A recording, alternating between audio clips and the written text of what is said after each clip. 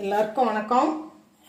இன்றைக்கி கத்திரிக்காயும் காராமணியும் போட்டு காரக்குழம்பு வைக்க போகிறேன். வாங்க எப்படி வைக்கலான்னு பார்க்கலாம். ஒரு 150 கிராம் இருக்கும். நல்ல காராமணி எடுத்துருக்கேன். இதை அப்படியே வறுத்துக்கலாம்.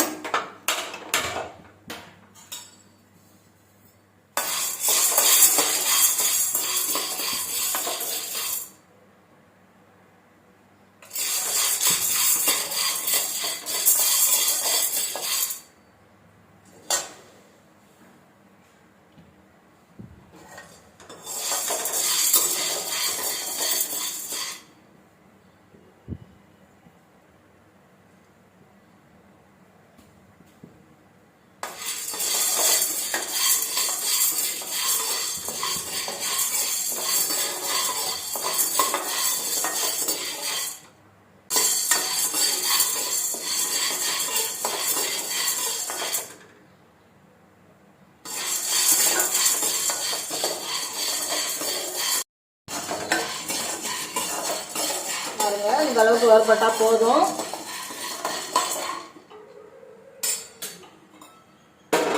இதை அப்படியே எடுத்து ஒரு பாத்திரத்தில் மாற்றி ஒரு 2 தடவை அலசி எடுத்துகிட்டு வந்துடுறேன். ஒரு குக்கர் வச்சுக்கலாம். குக்கரில் காராமணியை போட்டு முழுகிற அளவுக்கு தண்ணி வச்சுக்குவோம். இதை அப்படியே ஒரு மூடி போட்டு மூடி ஒரு 3 விசில் வச்சுக்கலாம்.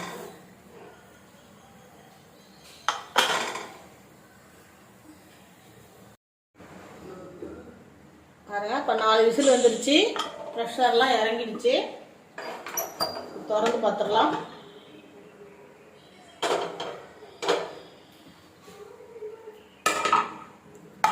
நல்லா வெந்திருக்குது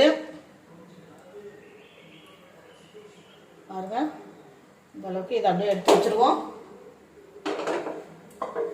இப்போ குழம்பு தாளிச்சிக்கலாம்.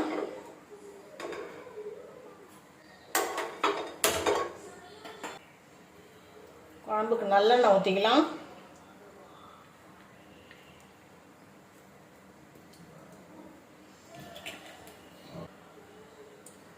ஒரு ஸ்பூன் கடுகு போட்டுக்கலாம்.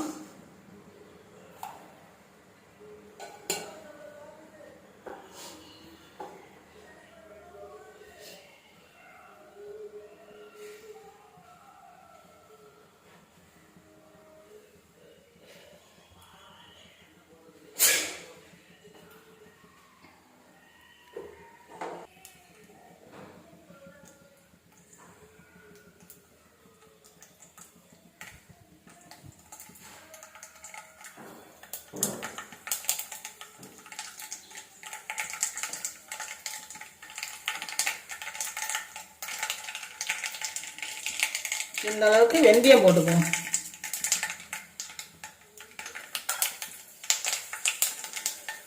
கொஞ்சமா ஜீரகம் போட்டுக்கலாம்.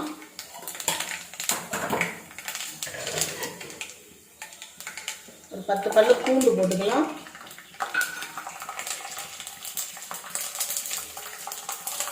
ஒரு வெங்காயம்,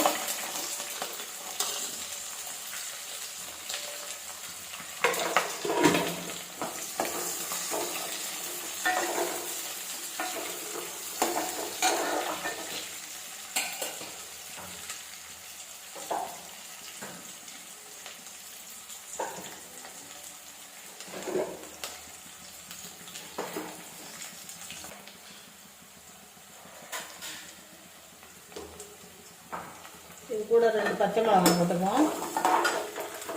ஒரு பெரிய சைஸ் தக்காளி எடுத்து வச்சுருக்கேன். அதையும் இது கூட சேர்த்துக்கலாம்.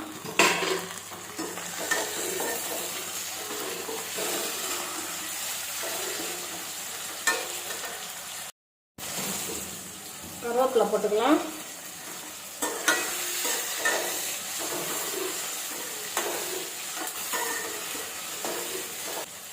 ஒரு 5 கத்திரிக்காய் எடுத்து கட் பண்ணி வச்சுருக்கேன். அதையும் இது கூட போட்டுக்குவோம். எண்ணெயிலே இந்த கத்திரிக்காய் நல்லா வதங்கட்டும்.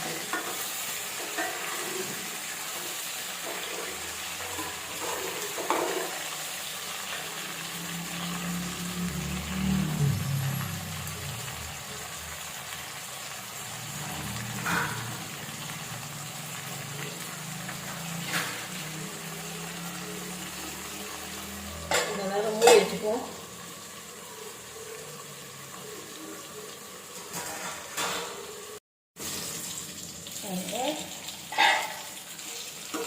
நல்லா கத்திரிக்காய், வெங்காயம், தக்காளி எல்லாம் வதங்கி வந்துடுச்சு. நடுவில் 2 தடவை நான் திறந்துட்டு வதக்கி விட்டேன். நல்லா வதங்கி வந்துடுச்சு.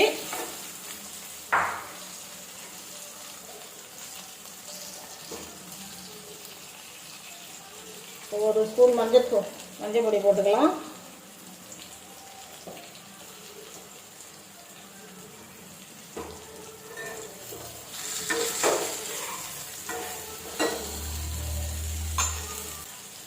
ஒரு 2 ஸ்பூன் மிளகாத்தூள் போட்டுக்கலாம்.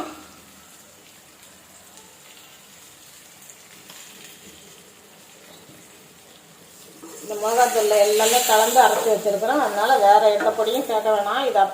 இது மட்டும் போட்டாலே போதும். கொஞ்சம் நல்லா வதங்கட்டும். பச்சை வாசனையெல்லாம் போகட்டும், மிளகாத்தூள் வாசனையெல்லாம். இந்த அளவுக்கு வதங்கினா போதும். ஒரு சின்ன எலுமிச்சம்பழம் சைஸு புளி எடுத்து கரைச்சி வச்சுருக்கேன். அதை இது கூட ஊற்றிக்குவோம்.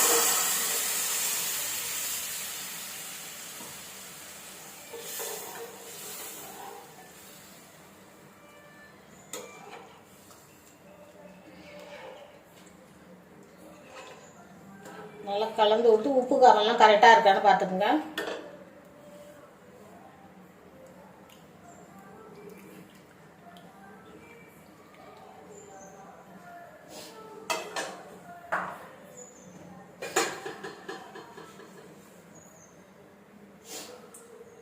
குழம்புக்கு தேவையான உப்பு போட்டுக்கலாம்.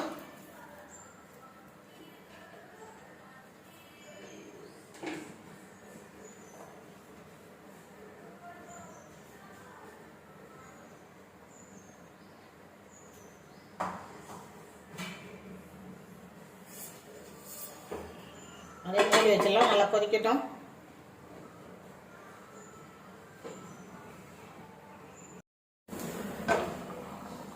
குழம்பு கொதிச்சுட்டு இருக்குது.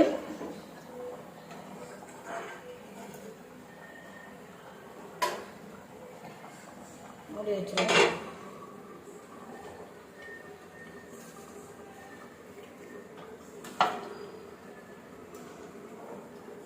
ஒரு மிக்ஸி ஜார் எடுத்துக்கலாம். அதில் ஒரு கைப்பிடி தேங்காய் போட்டுக்குவோம்.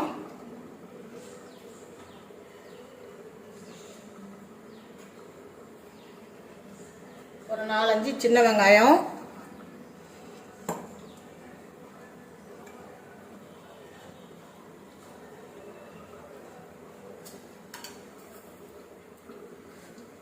கொஞ்சமாக சோம்பு போட்டுக்கலாம். இதை இப்போ நான் அரைச்சிக்கிட்டு வந்துடுறேன்.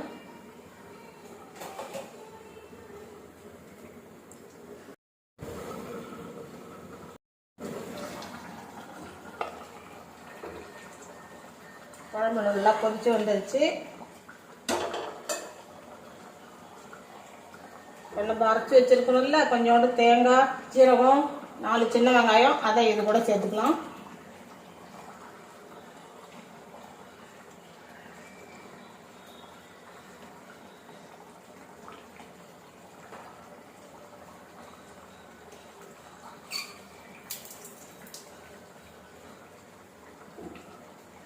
கொஞ்சமாக மிக்ஸி ஜாரை கழுவி ஊற்றுவோம்.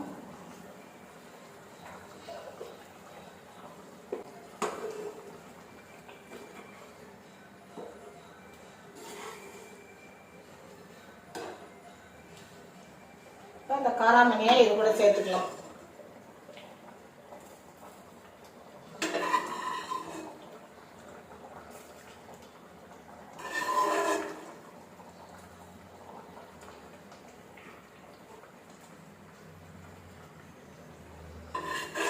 காராமணி நல்லா வெந்துருச்சு. அதனால தான் கொஞ்சம் லேட்டாக சேர்க்குறேன்.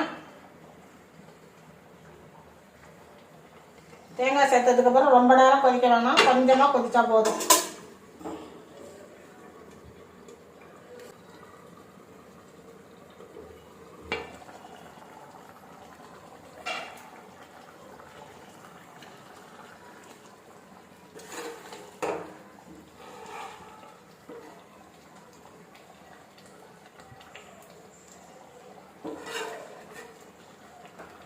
பாருங்க, நம்மளோட கத்திரிக்காய் காராமணி குழம்பு ரெடி ஆகிடுச்சு. இதே மாதிரி நீங்களும் செஞ்சு சாப்பிட்டு பாருங்கள். சாப்பிட்டு பார்த்துட்டு எப்படி இருக்குன்னு நீங்கள் எனக்கு கமெண்டில் சொல்லுங்கள். இந்த வீடியோ பிடிச்சிருந்தா லைக் பண்ணுங்கள்.